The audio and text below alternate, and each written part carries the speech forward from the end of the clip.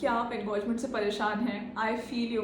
This video is for you to understand why engorgement happens and what can we do about it. Engorgement इसलिए होता है क्योंकि अगर आप प्रॉपरली ब्रेस्ट ड्रेन नहीं हो रहा है तो ये मिल्क डक्ट्स किसी भी रीज़न की वजह से ब्लॉक हो सकती हैं और इसके कई कारण हो सकते हैं. Before we jump on to the solution, let's understand कि why is it happening. Initial days of postpartum है, सप्लाई स्टेबलाइज हो रही है, बच्चा अभी सीख रहा है breast feeding and that is why the milk is not getting drained properly and that is why engorgement is happening. Second, latch shallow है. इस केस में आपको लैक्टेशन कंसल्टेंट को दिखा के पोजिशनिंग और लैचिंग में हेल्प लेनी चाहिए so that the baby can effectively drain the breast. Third, formula top-ups and supplementation when not required. So if your milk supply has been established properly, अगर बच्चा अच्छे से लैच कर रहा है, full term healthy infant है, तो formula top-ups की जरूरत नहीं है unless advised by a pediatrician.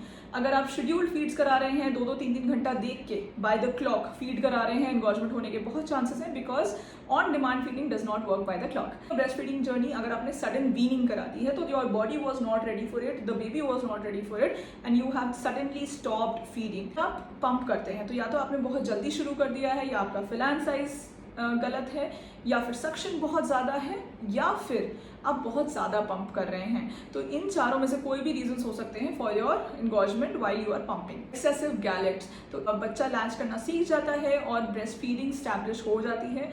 उसके बाद breast feeding supply and demand game, तो जितना आप ब्रेस्ट को ड्रेन करेंगे उतना ही ज़्यादा ब्रेस्ट प्रोड्यूस करेगा.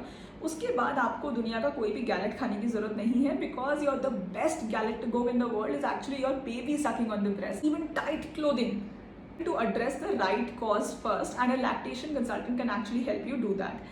Can I get relief? First, अगर आप कोई भी गैलेट्स खा रहे हैं तो उनको बंद कर दीजिए. एक बार ब्रेस्ट फीडिंग स्टैब्लिश हो गई उसके बाद आपको कोई भी गैलेट्स खाने की जरूरत नहीं है.